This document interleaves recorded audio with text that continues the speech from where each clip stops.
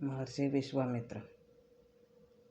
महर्षि विश्वामित्र महर्षि राजा गादी के पुत्र विश्वरथ नामक नरेश थे। चक्रवर्तित्व की कामना से विश्व विजय कर रहे ये नरेश महर्षि वशिष्ठ जी के ब्रह्म तेज से पराभूत हो गए थे। अंततः ब्रह्म तेज अर्जित करने के लिए तपस्या करने लगे। उन्हें तपस्या से विरक्त करने के लिए देवताओं ने मेनका नामक अप्सरा को भेजा। विश्वामित्र उस पर आसक्त हो गए। उससे शकुंतला नामक एक कन्या उत्पन्न हुई। सद्यजात बालक की सुरक्षा से चिंतित ऋषि मेनका को ढूंढने लगे। आकाशवाणी हुई, वह तो माया थी, फंसाने आई थी, चली गई। विश्वामित्र पुनः तपस्या में लग गए। एक नरेश त्रिशंकु ने उनसे सदैव स्वर्ग जाने का अनुरोध किया।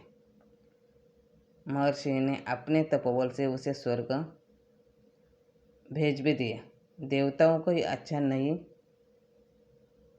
लगा। उन्होंने त्रिशंकु की प्रशंसा कर जानना चाहा कि किस पुण्य कर्म से वह सदेह स्वर्ग आया। त्रिशंकु ने अपने पुण्य कर्मों को बढ़ा चढ़ाकर बताया, जिससे उसका पुण्य क्षीण होने लगा। वह स्वर्ग से नीचे गिरने लगा। उसने विश्वामित्र को अपनी दुर्दशा से अवगत कराया। ऋषि ने उसे उधर ही रोकने का आदेश दिया और उसके लिए अलग स्वर्ग और सृष्टि की संरचना में लग गए। देवताओं के अनुरोध पर विश्वामित्र नवीन सृष्टि रचना से विरक्त हो तो गए, किंतु इससे उनकी तपस्या को गहरी क्षति पहुंची।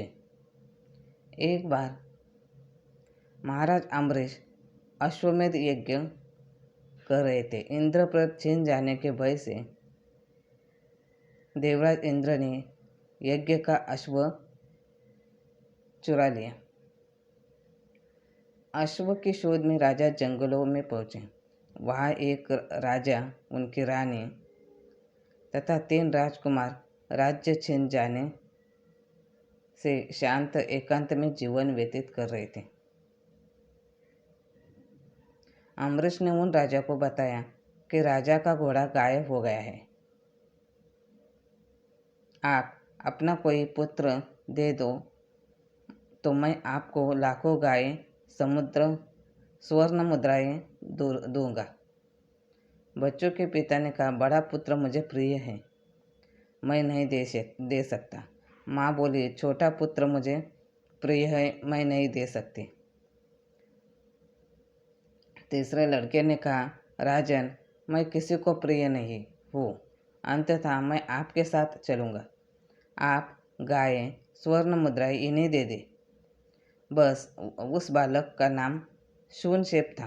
राजा और बालक उसी मार्ग से जा रहे थे जहाँ विश्वामित्र तपस्या कर रहे थे। विश्वामित्र ने बालक को पहचान लिया, क्योंकि वह उनका भांजा था। शूनशेप ने बताया कि वह बलि चढ़ाने जा रहा है। विश्वामित्र ने कहा, मेरे 100 पुत्र हैं, उनमें से कोई तुम्हारे स्थान पर चला जाएगा, तुम चिंता न करो। विश्वामित्र ने अपने पुत्रों से कहा, इसे मैंने अभयदान दिया है, मेरी शरण में है। तुम में से कोई इसके बदले अपने को बलि हेतु प्रस्तुत कर दो। बच्चों ने कहा, सबके पिता झूठ सच बोलकर अपने पुत्रों का हित करते हैं। आप कैसे पिता हैं जो मरने के लिए कहते हैं। सब ने अस्वीकार कर लिया। विश्वामित्र को क्रोध आ गया। बोले, बचोगे तब ही नहीं, जाओ सब के सब मर जाओ। सब मर गए। आकाशवाणी हुई कि आपका तप नष्ट हो गया है। विश्वामित्र ने तब ध्यानस्थ होकर देखा और शूनशेप से कहा कि अश्व को इंद्र ने चुराया है, तुम बलि के लिए जाओ और जब तुम्हें बलि हेतु स्तंभ से बांध लिया जाए तब तुम इंद्र की स्तुति करना। इंद्र अश्व दे देगा, तुम छूट जाओगे। घोड़ा मिल गया, शून छेप बच गया। ऋषियों ने उस बालक को अपनी सुरक्षा में ले लिया। विश्वामित्र ने विचार किया कि लाख प्रयत्न करके भी मैं तपस्या में सफल नहीं हो पा रहा हूँ। माया कब प्रवेश करती है मुझे पता नहीं चलता। जब आकाशवाणी सूचित करती है तब ज्ञात हो पाता है। लगता है कि मैं अपने बल से इन बाधाओं पर विजय नहीं प्राप्त कर सकता। अंततः विश्वामित्र ने एक परमात्मा की शरण ली कि ओम भूर्भुवस्वः तत्सवितुर्वरेण्यं भर्गो देवस्य धीमहि धियो यो न प्रचोदयात्।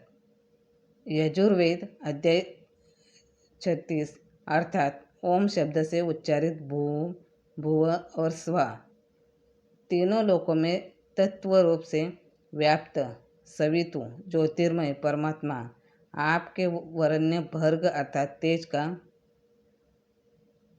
हम धीमहि ध्यान करते हैं। न धीय प्रचोदयात हमारी बुद्धि में निवास करे, मुझे प्रेरणा दे। इस प्रकार अपने को भगवान के प्रति समर्पित कर विश्वामित्र तपस्या में लग गए। माया विश्वामित्र के पास आई, उनकी परिक्रमा कर लौट गई। ब्रह्मा आए और कहा, आज से आप ऋषि हुए, महर्षि हुए। किंतु विश्वामित्र ने कहा, हमें जितेंद्रिय महर्षि कहें। ब्रह्मा जी ने कहा, अभी आप जितेंद्रिय नहीं है। विश्वामित्र तपस्या में फिर से लीन हो गए। विधाता तीसरी बार समस्त देवताओं सहित पहुँचे और कहा, आज से आप ब्रह्मर्षि हुए। विश्वामित्र ने कहा, यदि मैं ब्रह्मर्षि हूँ तो वेद मेरा वरण करे। विश्वामित्र के पास वेद आ गए, जो परमात्मा अविदित था वह विदित हो गए। वेदों का अध्ययन नहीं करना पड़ता, बल्कि प्राप्ति के साथ मिलने वाली प्रत्यक्ष अनुभूति का नाम वेद है। वेद का अर्थ है जानकारी। परमात्मा जानने में आ गया। विश्वामित्र जी ने कहा, वशिष्ठ दर्शन दे। वशिष्ठ आए, विश्वामित्र से गले मिले। इस प्रकार गायत्री एक परमात्मा के प्रति समर्पण है। इसके द्वारा हम आप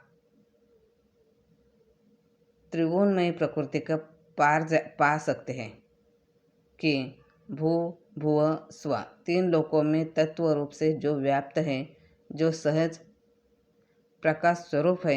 हे परमात्मा, आप मेरी बुद्धि में निवास करें, जिससे मैं आपको जान लूँ। यह प्रार्थना गीता के अनुरूप है कि उन प्रभु के प्रति समर्पण है जिससे त्रिगुणमय प्रकृति से पार पाया जा सकता है। गायत्री मंत्र एक परमात्मा के प्रति समर्पण है। गायत्री मंत्र से अनंत देवी देवताओं की पूजा से आपका संबंध टूट जाएगा और एक परमात्मा में श्रद्धा जुड़ जाएगी। फिर जीवन में कभी भ्रांति नहीं होगी। यही सर्वोपरि लाभ है। गायत्री मंत्र अर्थात एक परमात्मा में समर्पण से सभी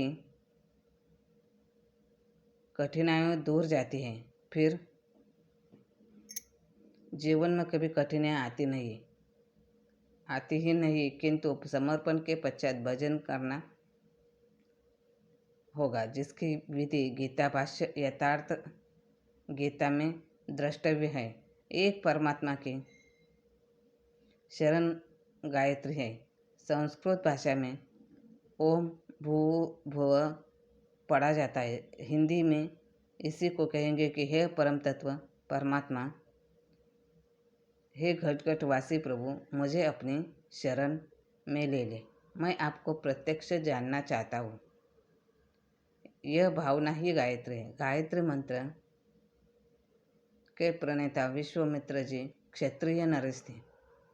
जब उन्होंने ब्रह्म तत्व को जान लिया, तत्व विदित हो गया, उनमें वेद उतर आए, वह ब्राह्मण हो गए, भगवान को पा गए। यह सबके लिए है। धन्यवाद। वीडियो पसंद आया हो तो सब्सक्राइब ज़रूर करें।